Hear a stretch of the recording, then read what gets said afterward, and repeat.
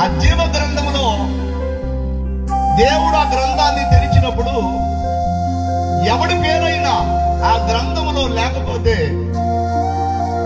వాడిని తీసుకెళ్లి అగ్నిగుండంలో వేస్తారు అని దేవుని వాక్యము సెలవిస్తూ ఉంది. ప్రభునందు ప్రియులారా, నేను ఏమంటున్నాను అంటే, దేవుని పిల్లలుగా మనం అందరం మన పేర్లు దేవుని జీవ గ్రంథంలో ఉండునుగాక. ఆమేన్. ఈ చందనపాడు గ్రామ ప్రజల యొక్క పేర్లు కూడా దేవుని జీవ గ్రంథంలో ఉంటే వారి భవిష్యత్తు క్షేమముగా ఉంటుంది. ఈ చందనపాడు గ్రామంలో ఉన్నటువంటి చిన్నలేమి, పెద్దలేమి, స్త్రీలేమి, పురుషులేమి, ప్రతి ఒక్కరి పేరు జీవ గ్రంథంలో ఉండాలని ఈ ప్రార్థన సభలో, ఒకవేళ జీవ గ్రంథంలో ఎవరి పేరైనా లేకపోతే వాడిని తీసుకెళ్లి అగ్నిగుండంలో వేస్తారని దేవుని లేఖను చెబుతూ ఉండగా మనం అందరం భయపడవలసినటువంటి వారమై ఉన్నాం. ఈరోజు మనం గమనిస్తే చాలా మంది, వినండి, వాటర్ లిస్ట్ లో పేరు లేకపోతే బాధపడే వాళ్ళు ఉన్నారు. ఒకవేళ గవర్నమెంట్ ఏదైనా ఫ్లాట్ లో, స్థలాలు, పొలాలు ఇస్తే ఆ లిస్ట్ లో మన పేరు లేకపోతే బాధపడతాం మనం. నేను అంటున్నాను, మరికొంతమంది గిన్నీస్ బుక్ లో పేరు కోసం, వినండి, ఒక కొండ నుంచి మరొక కొండ మీదకి తీగ ఒకటి కట్టి ఆ తీగ మీద నడిచే వాళ్ళు, నడుస్తూ ఆ గిన్నీస్ బుక్ లో పేరు కోసం చచ్చిపోయిన వాళ్ళు కూడా ఉన్నారు. ఈ లోకంలో ఎక్కడెక్కడో పేరు సంపాదించుకోవాలని ఎంతో మంది ప్రయత్నం చేస్తూ ఉన్నారు. ఎక్కడెక్కడో మీ పేరు ఉండాలని మీరు ఆశపడుతున్నారు. కానీ దైవ గ్రంథం సెలవిస్తుంది, నీ పేరు ఎక్కడున్నా లేకపోయినా నేనంటున్నాను వాక్యాన్ని బట్టి, జీవ గ్రంథంలో నీ పేరు ఉండాలి. ఆమేన్. దేవునికి స్తోత్రం. జీవ గ్రంథంలో నీ పేరు లేకపోతే ఏంటయ్యానంటే తప్పనిసరిగా నిత్య నరకము, అగ్నిగుండము అని వాక్యము సెలవిస్తూ ఉంది. కనుక దేవుని పిల్లలుగా ఈ లోకంలో ఎక్కడ నీ పేరున్నా లేకపోయినా నీ పేరు జీవ గ్రంథంలో ఉండాలి. జీవ గ్రంథంలో మన పేరు ఎప్పుడు ఉంటది? జీవ గ్రంథంలో మన పేర్లు అసలు ఉన్నాయా లేవా మనకి ఎలా తెలిసింది? ఇప్పుడు నేను అడుగుతున్నాను మిమ్మల్ని, ఈ స్థలంలో కూర్చున్నటువంటి మీరందరూ జీవ గ్రంథంలో మీ పేరుందా? ఎవరు ధైర్యంగా చెప్పట్లా? దేవుని పిల్లలను గమనించాలి. దేవుని పిల్లలుగా మనం గమనించాలి. జీవ గ్రంథంలో మీ పేరుందా? ఒకసారి ఆలోచించండి.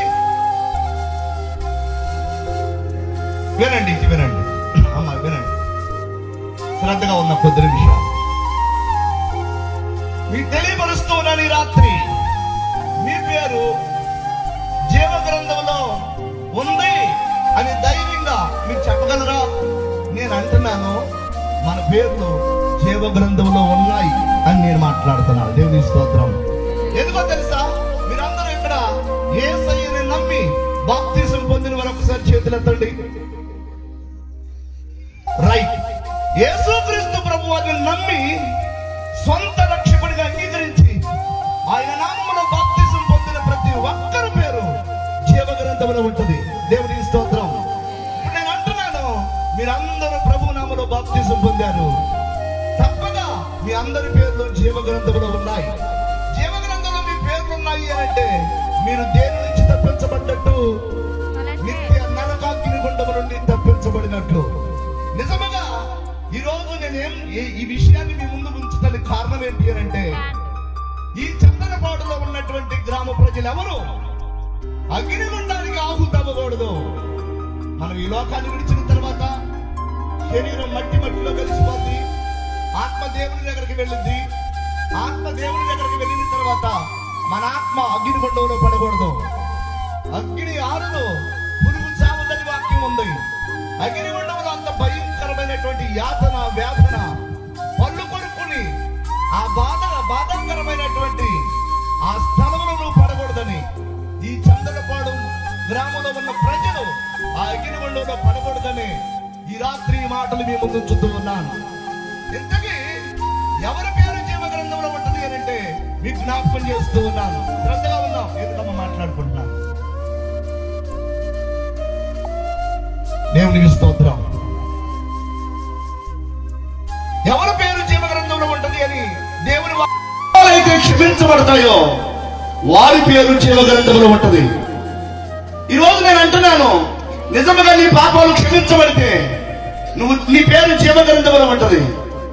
దేవుని పిల్లలంగా మరి మన పాపాలు ఎప్పుడు క్షమించబడతాయి, ఎలా క్షమించబడతాయి ఆలోచిస్తే చాలా మంది ఏమనుకుంటారంటే, పాపాలు క్షమించబడటానికి వినండి, వస్త్రదానం చేస్తేనో, అన్నదానం చేస్తేనో, ఇంకేదో దానం చేస్తేనో, ఏదో దానం చేస్తేనో పాపాలు క్షమించబడతాయి అనుకునే వాళ్ళు లేకపోలేదు.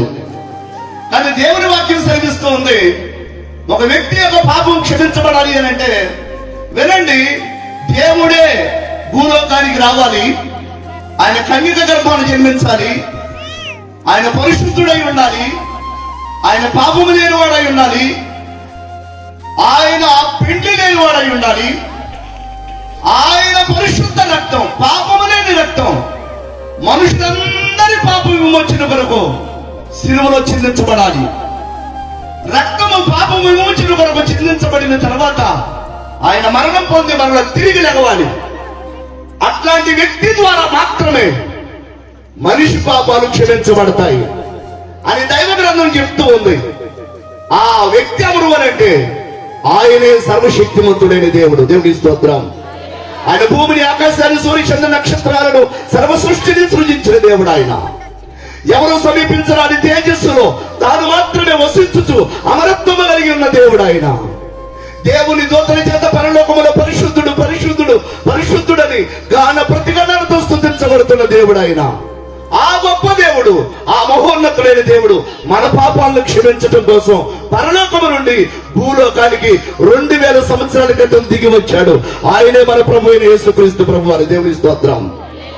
ఆయనే పరిశుద్ధుడు, ఆయనే పాపము లేనివాడు, ఆయనే నీ పాప విమోచన వరకు, నా పాప విమోచన వరకు శిలువలో రక్తము చిందించిన దేవుడు. ఆయన మరణాన్ని జయించి తిరిగి లేచిన దేవుడు. ఎవరైతే యేసుక్రీస్తు ప్రభు వారు నా పాప విమోచన కొరకు శిలువలో రక్తం చిందించి మరణం పొంది తిరిగి లేచాడు అని నమ్మి బాప్తిసం పొందుతారో వారి పేర్లు జీవ గ్రంథంలో ఉంటాయి. దేవునికి స్తోత్రం. ఎవరి పేర్లు జీవ గ్రంథంలో ఉంటాయి అని అంటే యేసుక్రీస్తు ప్రభు వారిని సొంత రక్షకుడిగా అంగీకరించి ఆయన నా కొరకే ఈ లోకానికి వచ్చి శిలువలో రక్తం చిందించాడు, నా కొరకు శిలువలో ప్రాణం పెట్టాడు, నా కొరకు శిలువలో బలి అయ్యాడు, నా కొరకు శిలువలో మరణం పొందాడు, నా కొరకే పాతి పెట్టబడ్డాడు, నా కొరకే తిరిగి లేచాడు అని నమ్మి ఎవరైతే బాప్తిసం పొందుతారో వారి పేర్లు జీవ గ్రంథంలో వ్రాయబడతాయి. ఈ రోజు నేను అదే చెప్తున్నాను. ఇంకా బాప్తిసం పొందని వారు, ఇంకా మారుమనసు పొందని వారు, ఇంకా యేసుక్రీస్తు ప్రభువాన్ని సొంత రక్షకుడిగా అంగీకరించిన వారు ఈ రాత్రి శుభవార్త విని తప్పనిసరిగా మీరు యేసయ్యని నమ్మి ఆయన రక్తములో మీ పాపాలు కడుక్కొని ఆయన నామములో మీరు బాప్తిసం పొందితే మీరు నరకానికి వెళ్ళరు, నిత్య జీవానికి వెళతారు. మరి ప్రత్యేకంగా జీవ గ్రంథంలో మీ పేరు ఉంటది. ఇది దైవ సత్యం, ఇది దేవుని వాక్య సత్యం. ఈ రాత్రి ఈ చందనపాడు గ్రామంలో ఈ మాటలు వింటున్నటువంటి వారు, బాప్తిసం పొందిన వారు, దేవునికి స్తోత్రం. దేవుడు వారిని జీవ గ్రంథంలో వారి పేర్లు ఉంచాడు. ఇంకా పొందని వారు, ఈ గ్రామంలో ఇంకా రక్షించబడిన వారు, వారి పేర్లు మన జీవ గ్రంథంలో వ్రాయబడాలి. ఇదే ఈ ప్రత్యేకమైన ఈ ప్రార్థనా కూటం యొక్క తాపత్రయం. ఇంత భారం, ఇంత ప్రత్యేకమైనటువంటి బాధ్యతగా ఇంత ఖర్చు తీసుకొని ఈ ప్రార్థనా కూటం ఏర్పాటు చేయడానికి కారణం ఏంటి అంటే ఎవరు నరకానికి వెళ్ళకూడదు, ప్రతి వ్యక్తి జీవ గ్రంథంలో పేరెక్కించబడాలి. అది దేవుని సేవకుల యొక్క భారం. దేవునికి స్తోత్రం. ఇంతకు నేను ఏమంటున్నాను అనంటే బాప్తిసం పొందినటువంటి మన అందరి పేరు జీవ గ్రంథంలో ఉన్నాయి. ఓకే, అంతవరకు పర్వాలా. అయితే జీవ గ్రంథంలో ఒకసారి బాప్తిసం పొందిన తర్వాత మన పేర్లు ఎక్కించబడ్డాయి. ఎక్కించబడిన ఈ పేర్లు అలాగే ఉంటాయా? ఒకవేళ జీవ గ్రంథంలో ఉన్న మన పేర్లు తొలగించబడతాయా అదంటే వాక్యం సెలవిస్తుంది జీవ గ్రంథంలో ఉన్నటువంటి మన పేర్లు వినండి, తొలగించబడే ప్రమాదం కూడా ఉంది, తొలగించే ప్రమాదం ఉంది. చాలా మంది ఏమనుకుంటున్నారంటే, నేను బాప్తిసం పొందాను, నేను రక్షించబడ్డాను, నేను యేసయ్య నామములో బాప్తిసం పొంది రక్షించబడి ఆత్మీయంగా ముందుకు సాగుతున్నాను, పర్వాలేదు, నా పేరు జీవ గ్రంథంలో ఉంది అనుకుంటున్నారు చాలా మంది. కానీ దేవుని వాక్యం సెలవిస్తుంది, జీవ గ్రంథంలో ఉన్న పేరు తుడిచివేసే ప్రమాదం కూడా ఉందట. ఎప్పుడు జీవ గ్రంథంలో ఉన్న పేరు తుడిచివేస్తాడు దేవుడు. ఒక వ్యక్తి యొక్క పేరు ఆల్రెడీ జీవ గ్రంథంలో ఉండి ఉండగా ఆ వ్యక్తి యొక్క పేరు ఎప్పుడు తీసివేయబడింది అని అంటే, వాక్యాన్ని మనం గమనించినట్లయితే ఒకసారి చదువుకుందాం. చూడండి, నిర్గమకాండము 32వ అధ్యాయము 33వ వాక్యం చదువుకుందాం. నిర్గమకాండము 32వ అధ్యాయము 33వ వాక్యం చదువుకుందాం. అందుకు యెహోవా, ఒక్కడ చదవన్నానా? అందుకు యెహోవా, ఎవడు నా ఎదుట పాపము చేసెనో వాని నా గ్రంథములో నుండి తుడిచివేయుదును, వాడిని నా గ్రంథములో నుండి తుడిచివేస్తాను అని వాక్యం ఉంది.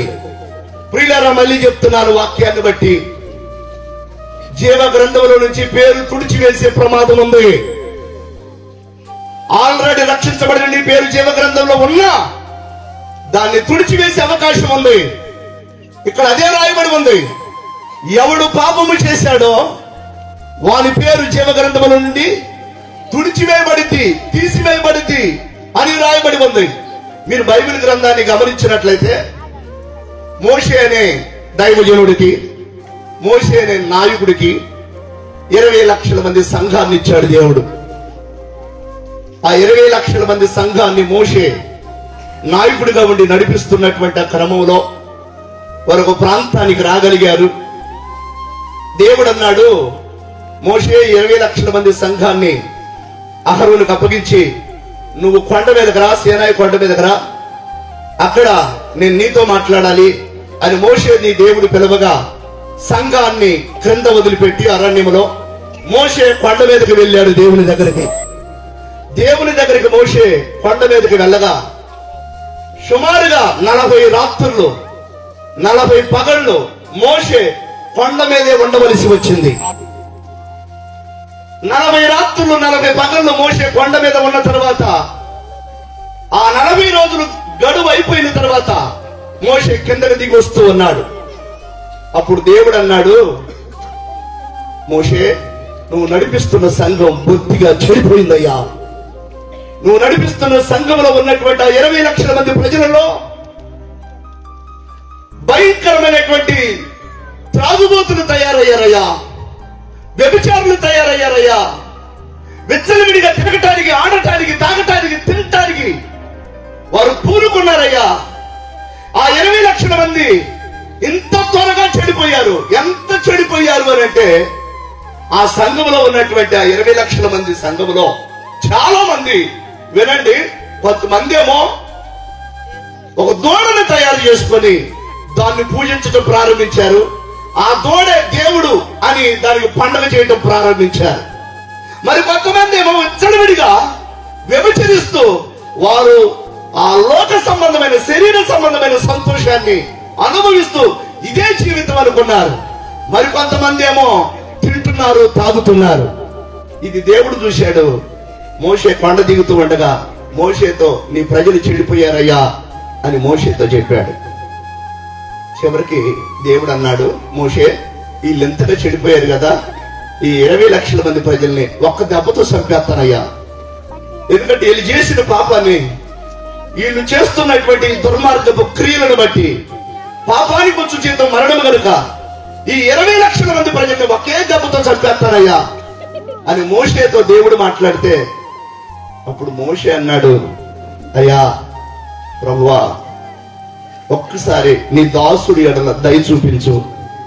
కారణం ఏంటి అని అంటే, ఈ 20 లక్షల మంది పాపము చేశారని వీళ్ళందరినీ చంపేస్తే నీ నామానికి అవమానం కలిగిద్దయ్యా. కానీ ఒక్క మాట, వీళ్ళను గనక వీళ్ళు చేసిన పాపానికి నువ్వు చంపేస్తానంటే ముందు నా పేరు జీవ గ్రంథముల నుంచి తుడిచిపోయ్యా అని అన్నాడు మోషే దేవుని దగ్గర. దేవునికి స్తోత్రం. వీళ్ళందరినీ చంపుతానంటున్నావు, వీళ్ళందరినీ చంపే లెక్క అయితే ముందు నా పేరు జీవ గ్రంథంలో నుండి తీసివేయి, తుడిచివేయి అని మోషే దేవుడికి మొరపెట్టుకున్నాడు. అప్పుడు దేవుడు ఏమన్నాడు అని అంటే, మోషే ఎవడు పాపము చేశాడో వాడి పేరే నేను జీవ గ్రంథంలో నుండి తుడిచివేస్తాను అని దేవుడు మాట్లాడాడు. అనగా ప్రియులారా, దేవుని వాక్యం సెలవిస్తూ ఉంది, రక్షించబడిన వారు మరలా పాపం చేస్తే, వినండి, బాప్తిసం పొందిన వారు మరలా పాపం చేస్తే, ఆత్మీయంగా ముందు కొనసాగుతున్న వారు మరలా పాప జీవితంలోకి వెళ్ళిపోతే వారి పేరు నిర్దాక్షిణ్యంగా దేవుడు జీవ గ్రంథముల నుండి తీసివేసే ప్రమాదం 100% ఉందని ప్రభు పేరట నీకు మనం చూస్తూ ఉన్నాం. దేవుని పిల్లలుగా మీరు రక్షించబడ్డాం అనుకుంటున్నారు, బాప్తిసం పొందాం అనుకుంటున్నారు. మీరు బాప్తిసం పొందిన, రక్షించబడిన, యేసయ్యను సొంత రక్షకునిగా మీరు అంగీకరించిన, ఆరాధన చేస్తూ ఉన్నా, మందిరానికి వెళుతూ ఉన్నా, పాటలు పాడుతూ ఉన్నా, దేవుణ్ణి స్తుతిస్తూ ఉన్నా, బల్లారాధన క్రమంలో మీరు పాల్గొంటూ ఉన్నా, ఒకవేళ మరలా మీరు వెనకటి జీవితంలోకి వెళ్ళిపోతే, మరలా వదిలిపెట్టిన పాపంలోకి వెళితే, వదిలిపెట్టిన అక్రమ సంబంధంలోకి వెళితే, వదిలిపెట్టిన చెడుతనంలోకి నువ్వు వెళితే, నీ పేరు జీవ గ్రంథంలో నుంచి తీసివేసే ప్రమాదం ఉంది. భయంతో చెప్తున్నాను. దేవునికి స్తోత్రం. దేవుని పిల్లలు భయపడాలి. రక్షించబడిన మనం మన రక్షణ పరలోకి వెళ్ళేదాకా కాపాడుకోవాలి. చాలా జాగ్రత్తగా ఈ లోకంలో ఉన్నంత కాలం మనం భక్తి కాపాడుకుంటూ ముందుకెళ్ళాలి. నేను ఒక మాట చెప్తానేనండి, మా సంఘంలో ఒకటి చెప్తా ఉంటా పదే పదే ఈ మాట. ఈ భూలోకం పాసిపెట్టినటువంటి బండతో సమానం. భూలోకము పాసిపెట్టిన బండతో సమానం. ఈ భూలోకంలో మనం ఆయుష్తో ఉన్నంత కాలం పాసిపెట్టిన బండ మీద నడుస్తున్నామని గుర్తుంచుకోవాలి. పాసిపెట్టిన బండ మీద నడుస్తున్నప్పుడు ఏం జరిగింది? జారిపడే ప్రమాదం 100% ఉంది. అందుకే మనం ఆచి తూచి చాలా భయంతో, భక్తితో ఈ లోకంలో ఉన్నంత కాలం మన ఆత్మీయ జీవితాన్ని కొనసాగించాలి. నువ్వు జారి పడిపోతే, నువ్వు మరణ వెనక్కి తిరిగితే, నీ పేరు జీవ గ్రంథంలో నుంచి తొలగించబడే ప్రమాదం ఉంది. నీ ఆత్మ నరకములోకి వెళ్ళే అవకాశం ఉంది. లోతు భార్య రక్షించబడింది. సొదొమ గొమొర్రా పట్టణంలో ఉన్న ప్రజలందరూ పాపము చేయగా అగ్ని గంధకాలు ఆ పట్టణం మీద కురిపించడానికి దేవుడు సిద్ధపడుతున్న సమయంలో లోతు భార్యని, లోతుకున్నటువంటి 2 కుమారులు మాత్రమే రక్షించబడ్డారు. వారు ఆ పట్టణం నుంచి బయటకు వచ్చారు. దేవుడు చెప్పాడు కదా వెనక్కి తిరిగి చూడొద్దని. వారు 3 ముందుకు వెళుతున్నారు, కానీ వాళ్ళతో పాటు లోతు భార్య కూడా ముందుకు వెళుతుంది. కానీ సగం దూరం వెళ్ళిన తర్వాత లోతు భార్య వెనక్కి తిరిగి చూసింది, ఉప్పు స్తంభం అయిపోయింది. దేవుని పిల్లలు గమనించాలి. కుక్క తన వాంతికి తిరిగినట్టుగా రక్షించబడిన మనము మరలా ఆ వాంతికి తిరగకూడదు. మీరు ఎప్పుడన్నా చూసారా? కుక్క వాంతి చేసుకుంటది. వాంతి చేసుకున్న వాంతి మళ్ళా లస తింటది. అది ఎగ్గనుకోకుండా తింటది. ఈరోజు మనం కక్కేసాం ఆల్రెడీ పాపాన్ని, విడిచిపెట్టాం ఆల్రెడీ చెడుతనాన్ని, వదిలేసాం ఆల్రెడీ అక్రమ సంబంధాన్ని, వదిలేసాం దేవునికి విరుద్ధమైనటువంటి దుష్కార్యాలని. కానీ మరలా ఆక్రమ సంబంధం కోసం మరల నువ్వు వెళితే, ఆ చెడుతనం కోసమే నువ్వు మరల వెళితే, కక్కిన కుక్కకి మనకి తేడా లేదు. దేవునికి స్తోత్రం. కక్కిన కుక్కకి మనకు తేడా లేదండి. దేవుడు బాధతో ఈ మాటలన్నీ రాయించాడు. బైబిల్లో ఉన్న మాటలేవి. జీవ గ్రంథంలో నుంచి నీ పేరు తుడిచివేసే ప్రమాదం ఉందని బాధతో చెబుతున్నాను నేను మీకు. రక్షించబడిన నీ యొక్క రక్షణని కొనసాగించినట్లుగా మీరు మరలా ఎప్పటికప్పుడు జాగ్రత్త పడుతూ ముందుకు వెళ్ళాలి. కుక్క తోక వంకర అనే సామెత మనం చాలా సార్లు విన్నాం. 2 అన్నదమ్ములు ఉన్నారట. ఆ 2 అన్నదమ్ములు ఇంట్లో ఉండి తమ్ముడు అన్నాడట అన్నయ్యతో, అరే అన్నయ్య, మన ఇంట్లో ఉన్నటువంటి కుక్క తోక అందరి కుక్కల తోకల యొక్క వంకర ఉన్నట్టుగా మన కుక్క తోక మాత్రం వంకర ఉండకూడదురా అన్నయ్య అన్నాడట. చిన్నోడు పెద్దోడితో. పెద్దోడు కూడా అన్నాడట, నిజమేరా, అందరి యొక్క కుక్క తోకలు వంకరగానే ఉన్నాయి, మన కుక్క తోక కూడా వంకరగా ఉందరా, మన కుక్క తోక వంకరగా ఉండకూడదు, అందరి కుక్కల తోకల వల్ల ఉండకూడదురా అని మాట్లాడుకున్నారు వాళ్ళిద్దరు. ఏం చేద్దాం అనుకున్నారు. అప్పుడు పెద్దోడు అన్నాడు, అరే చిన్నోడా, మన కుక్క తోక స్ట్రైట్ గా రావాలి అని అంటే మనం 4 ఎదురు బద్దలు తీసుకొద్దాం అని 4 ఎదురు బద్దలు తీసుకొచ్చారు. 4 ఎదురు బద్దలు తీసుకొచ్చి కుక్క తోకని తమ్ముడు పట్టుకోమన్నాడు అన్నయ్య. తమ్ముడు కుక్క తోకని బాగా స్ట్రైట్ గా లాగి పట్టుకున్నాడు. అన్నయ్య ఆ 4 ఎదురు బద్దలు తీసుకొచ్చి కుక్క తోకకి కింద 2 బద్దలు పైన 2 బద్దలు వేసేసి, వినండి, ఆ కుక్క తోకకి 4 కట్లు వేశాడు. ఈ దారి నుంచి ఆ దారికి 4 కట్లు వేశాడు.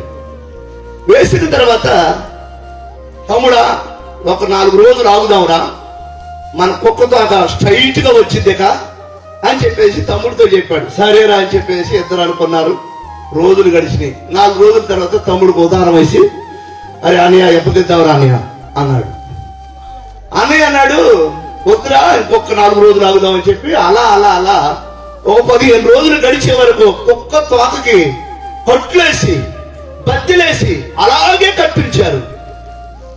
ఒక 15 రోజులు గడిచిన తర్వాత తమ్ముడు అన్నయ్య దగ్గరకు వచ్చారు. అన్నయ్య ఎన్ని రోజులు ఉంచుతారా ఆ కట్లు, ఆ బద్దలు ఎన్ని రోజులు ఉంచుతారా, తీద్దాం అంటే తీద్దాం అనుకున్నారు.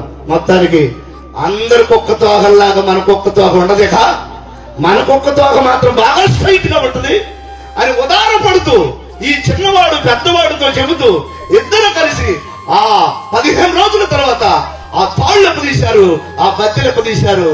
వినండి, ఎప్పుడైతే తాళ్ళు ఎప్పదీశారో బద్దెలు ఎప్పదీశారో ఆ కుక్క తోక బయట తిరిగిపోయిందట మరలా వెనక్కి. ప్రభునందు ప్రియులారా, ఈ రోజు దేవుని పిల్లలంగా మన భక్తి కూడా కుక్క తోక వంకర వలె ఉండకూడదు అని ప్రభు పేరిట మీకు మనవి చేస్తూ ఉన్నాను. జీవ గ్రంథంలో నుంచి పేరు తుడిచివేసే ప్రమాదం ఉంది. దేవునికి స్తోత్రం, హల్లెలూయా. ఈరోజు ఈ మాటలు వింటున్నటువంటి మీరు బైబిల్ వాక్యాన్ని బట్టి నేను మీకు జ్ఞాపకం చేస్తున్నాను. పాపాన్ని బట్టి ఎవడు పాపం చేశాడో వాని పేరే జీవ గ్రంథంలో నుంచి నేను తీసివేస్తానన్నాడు. అందుకే 38 సంవత్సరాల నుంచి కోనేటి పక్కన పడి ఉన్న ఒక రోగిని యేసయ్య దర్శించి 38 సంవత్సరాల నుంచి కోనేటి పక్కన పడి ఉన్న రోగిని బాగు చేసిన తర్వాత అతడు బాగయ్యాడు. తన పరుపెత్తుకొని ఇంటికి వెళ్ళాడు. తర్వాత దేవాతి దేవుడు యేసుక్రీస్తు ప్రభు వారు ఒక సమాజ మందిరంలో యేసుక్రీస్తు ప్రభు వాక్యం చెబుతూ ఉన్నాడు. వాక్యం చెబుతూ ఉండగా అక్కడికి ఈ 38 సంవత్సరాల నుంచి కోనేటి పక్కన పడి ఉన్నటువంటి రోగి, బాగుపడిన రోగి అక్కడికి వచ్చాడు. యేసయ్య ఆ వ్యక్తిని చూశాడు. చూసి ఇట్లా అన్నాడు. అతను బాగుపడిన వ్యక్తి యేసయ్య దగ్గరకు వచ్చాడు. యేసయ్య ఏమన్నాడు తెలుసా? 38 సంవత్సరాల నుంచి కోనేటి పక్కన పడి రోగిగా ఉన్నట్టు నువ్వే కదా అన్నాడు. అవునయ్యా నేనే అన్నాడు. నువ్వు బాగుపడ్డావు కదా, నేను బాగు చేశాను కదా అన్నాడు. ఆ బాగుపడ్డానయ్యా, నువ్వు నన్ను బాగు చేశావు అన్నాడు. అప్పుడు చెప్పిన విషయం ఏంటంటే, యేసయ్య ఇదిగో ఇక నువ్వు పాపము చేయకము, మరెక్కువ కీడు నీకు కలగకుండానట్లు, ఎక్కువ కీడు నీకు రాకుండానట్లుగా ఇక నువ్వు పాపము చేయవద్దు అని ప్రభు హెచ్చరించి చెప్పాడు. ఎక్కువ కీడు కలిగింది అనగా జీవ గ్రంథంలో నుండి పేరు తుడిచివేసే ప్రమాదం ఉంది. ప్రభు నందు గమనించాలి. ఇంకొక మాట నేను మీకు జ్ఞాపకం చేస్తాను. పరిశుద్ధ దైవ గ్రంథంలో మరి ఎంతకి జీవ గ్రంథంలో ఎవరి పేరు తుడిచివేయబడిద్దో, ఎవరి పేరు ఎక్కిద్దో మనం దైవ గ్రంథంలో నుంచి మనం ధ్యానం చేశాం. చూద్దాం, చూడండి మరొక విషయాన్ని కూడా. ఫిలిప్పీలకు రాసినటువంటి పత్రిక 4వ అధ్యాయము, ఫిలిప్పీలకు రాసినటువంటి పత్రిక 4వ అధ్యాయము 3వ వచనం ఒకసారి చదువుకుందాం. ఫిలిప్పీలకు రాసినటువంటి పత్రిక 4వ అధ్యాయం 3వ వచనం కూడా ఒకసారి చదువుకుందాం. ఇంకా ఎవరి పేరు జీవ గ్రంథంలో ఉంటుందో దేవుని వాక్యంలో నుంచి నేర్చుకుందాం. అవును, అవును, నిజమైన సహకారి. ఆ స్త్రీలు క్లెమెంతుతోను నా ఇతర సహకారులతోను సువార్త పనిలో నాతో కూడా ప్రయాసపడిన వారు గనుక వారికి సహాయము చేయమని నిన్ను వేడుకొనుచున్నాను. ఆ సహకారుల పేర్లు జీవ గ్రంథమందు రాయబడి ఉన్నవి. దేవునికి స్తోత్రం. నాతో పాటు చెప్పండి మాట. ఆ సహకారుల పేర్లు జీవ గ్రంథమందు వ్రాయబడి ఉన్నవి. వినండి, ఏ సహకారులు అని అంటే ఆ వాక్యం అంతా చదివించాను. దేవుని పనికి ఎవరు సహకరిస్తారో, సువార్త సేవకి ఎవరు సహాయపడతారో వారి పేర్లు జీవ గ్రంథంలో ఉంటాయి అని దేవుని వాక్యం సెలవిస్తూ ఉంది. ఈరోజు దేవుని పిల్లలు వినాలి. చింతలపాడు గ్రామంలో మేము గత సంవత్సరం క్రితం దేవుడు ఒక మందిరం కట్టడానికి కృప చూపించారు. దేవుని పనిలో, దేవుని పరిచర్యలో భాగంగా మందిరం కట్టబడింది. ఆ మందిరం యొక్క వినండి, పునాది వేసే రోజున మేము ఇలా బాధపడ్డాం. చిన్న రేకులు షెడ్లాగా వేసుకుందాం. ఉన్నటువంటి పరిస్థితి, లేమిలో మనం ఉన్నటువంటి పరిస్థితి, మనకి ఇప్పుడు ఎవరు సహకరిస్తారు ఈ మందిరం కట్టడానికి అని ఆలోచిస్తూ ఉన్నాం. ప్రార్థన చేస్తూ అయినా దేవుని పని చేద్దాం, ప్రభు సహకరిస్తారు, ప్రభు ఆయన బలపరుస్తారు, ఆయన తలుచుకుంటే ఆయనకు అసాధ్యమైనది ఏదీ లేదు అని ప్రభువు మీద భారం వేసి సంఘం అంతటిని ప్రోత్సహించి సంఘాన్ని కూడా పురికొలిపి వినండి ఆ కార్యాన్ని మొదలు పెట్టాం. రేపు పునాది కార్యక్రమం కోసం, ఆ గడ్డెత్తటం కోసం వినండి, ఈ రోజు మేము నందిగా మెటీరియల్ కోసం వెళ్తున్నాం. మా దగ్గర అమౌంట్ లేవు. అప్పుడు అమౌంట్ లేక ఏం చేద్దామని ఆలోచిస్తున్న సందర్భంలో సంఘంలో ఉన్నటువంటి ఒక తల్లి ఒక విధవరాలు వినండి, ఆమెకి భర్త లేడు, ఆ విధవరాలికి పిల్లలు కూడా లేరు, ఆ విధవరాలికి నాన్న వారు ఎవరు లేరు. ఆ విధవరాలు పేరు నేను చెప్పను, ఎందుకంటే ఆ విధవరాలు నాతో చెప్పిన మాట ఏంటి అంటే నా పేరు ఎక్కడ చెప్పొద్దు గారు అన్నది. ఆ విధవరాలు నా దగ్గరకు వచ్చి వినండి, అయ్యా నా దగ్గర ఈ 10,000 ఉన్నాయి, ఈ 10,000 తీసుకొని పని ప్రారంభించండి అయ్యారు అని చేతులు పెట్టి ప్రార్థన చేయించుకుంది. దేవునికి స్తోత్రం. నేను అంటున్నాను, ఆ 10,000 తీసుకొని పని ప్రారంభించాం. ఆ తర్వాత ప్రియులరా మరలా పని కొంతవరకు నడుస్తూ ఉండగా సంఘస్థులందరూ సహకరించారు. పని అలా జరుగుతూ ఉంది. అలా సహకరిస్తూ ఉండగా జరిగిన విషయం ఏంటంటే మరలా ఆ విధవరాలు ఇంకో 10,000 తీసుకొచ్చి నా పేరు ఎవరికి చెప్పొద్దు అన్నది. అదంతా జరుగుతూ ఉండగా మరలా కొన్ని రోజులు గడిచిన తర్వాత పని జరుగుతూ ఉండగా మరొక 10,000 తీసుకొచ్చి చేతిలో పెట్టి దేవుని పనికి విధవరాలు సహకరించింది. దేవునికి స్తోత్రం. నేను అంటున్నాను, ఆమె పేరు జీవ గ్రంథంలో ఉండదా? వాక్యం సెలవిస్తుంది, సువార్త పనిలో ఎవరు సహకరిస్తారో వారి పేర్లు జీవ గ్రంథంలో రాయబడతాయి అని వాక్యం సెలవిస్తూ ఉంది. ప్రియులారా, ఒక తల్లి ఇక్కడే కూర్చుంది, పేరు చెప్పిన పేరు సుమారుగా 1,50,000 అప్పించింది. నాకు 1,50,000 అప్పించింది. దేవుని పని కోసం, దేవుని సువార్త పని కోసం సహకరించింది ఆమె. వినండి, ఆ 1,50,000 అప్పుకి ఈ రోజు కూడా వడ్డీ అనే మాట రాలా. దేవునికి స్తోత్రం. వడ్డీ లేకుండా 1,50,000 ఇచ్చింది. దేవుని పిల్లలంటే నేను అంటున్నాను, దేవుని పనికి సహకరిస్తే వారి పేర్లు జీవ గ్రంథంలో ఉంటాయి. నాకు తెలిసినటువంటి ఒక వ్యక్తి గురించి మీకు జ్ఞాపకం చేసి ముందుకెళ్తాను. ఒక చోట ఒక మందిరం కడుతున్నారు. ఆ మందిరం కడుతూ ఉండగా మందిరం పూర్తయింది. మందిర ప్రతిష్ఠ కార్యక్రమం దగ్గరకు వచ్చింది. ఆ సమయంలో మందిర ప్రతిష్ఠ రోజు ముందుగా ఆ మందిరానికి ఎదర ఒక శిలాపలకం వేశారు. ఆ శిలాపలకం మీద అంటే మందిరంలో ఉన్నటువంటి పెద్దలందరూ కలిసి శిలాపలకం వేశారు. ఏముంది ఆ శిలాపలకం మీద అంటే, పలానోళ్ళు ఈ మందిరానికి 1,00,000 ఇచ్చారు, పలానోళ్ళు ఈ మందిరానికి దేవుని పనికి 50,000 సహకరించారు, ఈ మందిరానికి 20,000 సహకరించారు, పలానోళ్ళు 10,000 సహకరించారు అని కొంతమంది పేర్లు ఆ శిలాపలకం మీద రాయించి మందిరం ఎదుట పెట్టారు. జరిగిన విషయం ఏంటి అంటే, మందిర ప్రతిష్ట కొన్ని రోజులు జరగాలిక ఈ లోపల ఒక ఆయన వచ్చి ఆ పేర్లన్నీ చదివి ఆయన చేసిన పని ఏంటి అని అంటే, మందిరానికి ₹1,00,000 గుమ్ము నేను ఇచ్చాను, ₹1,00,000 గుమ్ము నేను ఇస్తే నా పేరేమో ఇందులో లేదు, 10,000 ఇచ్చినోడి పేరు ఉంది, 2,000 ఇచ్చినోడి పేరు ఉంది, 50,000 ఇచ్చినోడి పేరు ఉంది, నేను మాత్రం ₹1,00,000 గుమ్మం చేయించి పెట్టాను, ముందు అర్జెంటుగా ఈ శిలాపలకాన్ని తీసేయండి అని తీసేపించి దాన్ని పగలగొట్టి ఇంకొక శిలాపలకం తయారు చేపించి దాని మీద ముందుగా ఆయన పేరు వేసుకొని ₹1,00,000 గుమ్మం అని చెప్పేసి ఆయన పేరు వేసుకొని మిగతా వాళ్ళ పేర్లు కింద వేయించుకొని, ప్రియులారా వినండి, మళ్ళా శిలాపలకం అతికిచ్చారు. ప్రియులారా, నేను ఏమంటున్నానంటే, దేవుని వాక్యాన్ని బట్టి మీకు జ్ఞాపకం చేస్తున్నాను, మీ పేరు గోడల మీద ఉండాల్సిన పని లేదు. దేవునికి స్తోత్రం. మీ పేరు శిలాపలకాల మీద ఉన్నా లేకపోయినా ఒకటే, కానీ ఎక్కడ ఉండాలయ్యా మీ పేరు అని అంటే, జీవ గ్రంథంలో మీ పేరు ఉండాలి.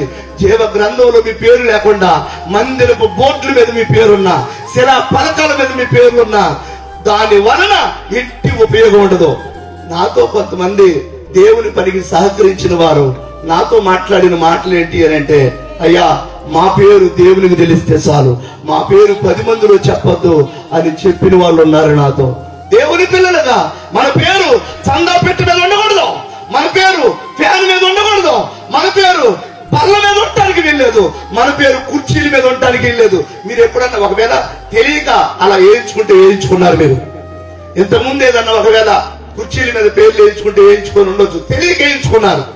చందాపేట మీద ఒకవేళ తెలియక మీ పేర్లు వేయించుకొని ఉండొచ్చు, తెలియక ఒకవేళ ఫ్యాన్ల మీద ఇచ్చిన ఫ్యాన్ మీద మీ పేర్లు వేయించుకొని ఉండొచ్చు. నేను దేవుని వాక్యాన్ని బట్టి చెప్తున్నాను, మీ పేరు జీవ గ్రంథంలో ఉంటది. ఇక్కడ మరుగై ఉంటే దేవుడి స్తోత్రం, మీ పేరు ఇక్కడ మరుగై ఉంటే జీవ గ్రంథంలో మీ పేరు ముందు దేవుడు రాయించి పెడతాడు. ఈరోజు ఈ మాటలను బట్టి మిమ్మల్ని అందరినీ ప్రోత్సాహపరుస్తూ ఈ విషయాన్ని నేను మీకు జ్ఞాపకం చేస్తూ ఉన్నాను. జీవ గ్రంథంలో మన పేరు ఉండాలి. అది లేకపోతే, నీ పేరు జీవ గ్రంథంలో లేకపోతే అగ్నిగుండంలో ఉంటావు. నువ్వు అగ్నిగుండంలో ఉండటం దేవునికి ఇష్టం లేదు. దేవుని పిల్లలుగా మనమందరం ఎప్పటి నుంచైనా మన బ్రతుకుని సరి చేసుకుందాం, ఎప్పటి నుంచైనా మన జీవితాన్ని సరి చేసుకుందాం. సరే, ఇంతకు నేను ఏమంటున్నాను అని అంటే, మరి ఒకవేళ తప్పు చేశాం, రక్షించబడిన మనం తప్పు చేశాం, మారు మనసు పొందిన మనం తప్పు చేశాం, వదిలిపెట్టిన పాపం జోలికి వెళ్ళామనుకుందాం. ఇప్పుడు ఎంత మీ పేర్లు జీవగ్రంథంలో ఉన్నట్టే లేనట్ట? ఏందో లేనట్టేనా? కానీ దేవుడు ఒక ఆప్షన్ ఇచ్చాడు. భూమి మీద బ్రతికి ఉన్నటువంటి ఈ కాలంలో దేవుడు ఒక ఆప్షన్ ఇచ్చాడు. ఆ ఆప్షన్ చెప్పి నేను ముగిస్తాను. చూద్దాం, చూడండి, పరిశుద్ధ దైవ గ్రంథంలో ప్రకటన గ్రంథం 3వ అధ్యాయం, ప్రకటన గ్రంథం 3వ అధ్యాయము 5వ వచనం చదువుకుందాం. ప్రకటన గ్రంథం 3వ అధ్యాయం 5వ వచనం చదువుకుందాం. జయించువాడు తెల్లని వస్త్రములను ధరించుకొనును, జీవ గ్రంథములో నుండి అతని పేరు ఏమాత్రమును తుడిచివేయను. దేవునికి స్తోత్రం. యేసుక్రీస్తు ప్రభువును స్పష్టంగా మనకు తెలియపరుస్తున్నారు. ఏమని అంటే, జరిగిందేందో జరిగింది. ఎప్పటి నుంచైనా నువ్వు మరల పాపాన్ని చేయించడం ప్రారంభించాలి. చేసిన పొరపాటు ఒకవేళ దారి తప్పితే ఇప్పటికే, ఒకవేళ బురదగుంట్లో నువ్వు కూరుకొని పోయి ఉంటే ఇప్పటికే, ఒకవేళ దేవునికి విరుద్ధమైన పాపములో దిగిపోయి ఉంటే ఇప్పటికే, రక్షించబడింది నీవు, బాప్తిజం పొందిన నీవు ఆల్రెడీ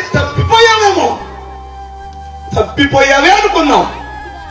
ఆల్రెడీ తప్పిపోయినా దేవుడు తెలియపరుస్తున్నారు. ఒకవేళ ఇప్పటికైనా మించిపోయింది లేదు, నువ్వు తప్పిపోయినటువంటి నీ పాపాన్ని మరల ఒప్పుకో.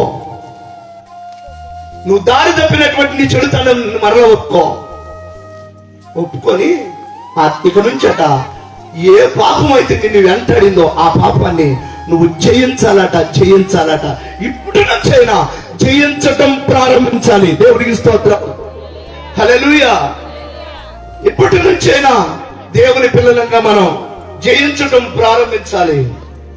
హల్లెలూయా. ఎలా జయించాలి? జయించటం అంటే ఏంటి అసలు? యేసుక్రీస్తు ప్రభువు మరణాన్ని జయించాడు, యేసుక్రీస్తు ప్రభువు పాపాన్ని జయించాడు, యేసుక్రీస్తు ప్రభువు లోకాన్ని జయించారు. మరి మనం ఎలా జయించుదాం? ప్రభు నామమును బట్టి, యేసుక్రీస్తు ప్రభువు యొక్క ఆయన నామములో మనం అందరం కూడా మరలా సరి చేయబడుతూ ఏ స్థితిలో పడిపోతావో ఆ స్థితిని జ్ఞాపకం చేసుకొని మీరు మారు మనసు పొందితే దేవుడు మనల్ని జ్ఞాపకం చేసుకుంటాడు. ఎలా జయించాలని నేను మీకు జ్ఞాపకం చేస్తాను. ఒక మాట చెప్పి నేను ముగిస్తాను. నా టైం అయిపోయింది అనుకుంటా, ముగిస్తాను. మనం ఎలా జయించాలి అని అంటే, నాకు ఫోన్ ఒకటి ఉంది. ఈ ఫోను ఇంతకు ముందు ఫేస్బుక్, యూట్యూబ్ ఇలా సోషల్ మీడియా వచ్చిన తర్వాత ఎక్కువగా చూడటం ప్రారంభించాను. కొన్నిసార్లు గంటలు చూసేవాడిని. ఆ తర్వాత నాకు అర్థమైంది, నేను ఈ ఫోన్ వలన సమయాన్ని దేవునికి ఇవ్వలేకపోతున్నాను. ఈ ఫోనుని నేను జయించాలి. ఈ ఫోనుని నేను జయించకపోతే నేను పడిపోయిన కన్నా లెక్కే అని ఆలోచించుకొని ఒక తీర్మానం చేసుకున్నాను. వినండి, కొంతకాలం వరకు నాకు పూర్తి నిగ్రహ శక్తి వచ్చే వరకు ఫేస్బుక్ నేను వాడను అని చెప్పి ఫేస్బుక్ యాప్ డిలీట్ చేసేసాను. ఇప్పటికి నా ఫోన్ ఫేస్బుక్ ఉండదు. సుమారుగా సంవత్సరం దగ్గర పడుతుంది ఫేస్బుక్ డిలీట్ చేసి.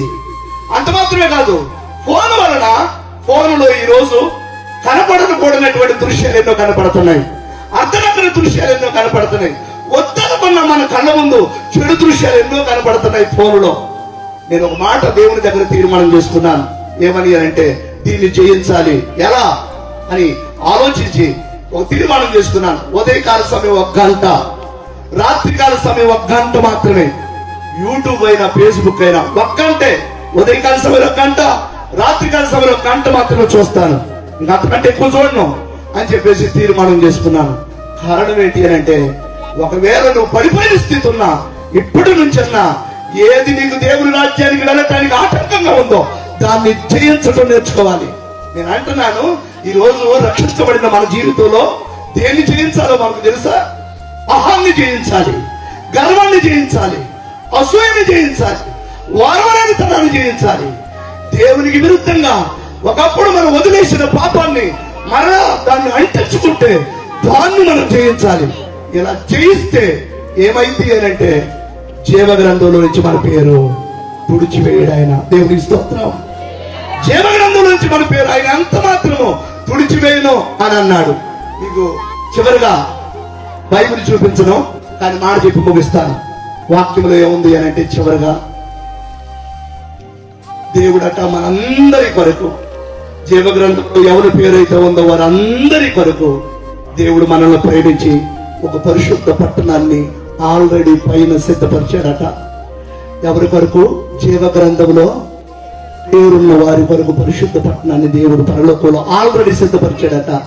ఆ పరిశుద్ధ పట్టణం ఎంత వైభవంగా ఉంటుందో, ఆ పరిశుద్ధ పట్టణం ఎంత రమ్యంగా ఉంటుందో దేవుడు ప్రకటన గ్రంథంలో వర్ణించాడు.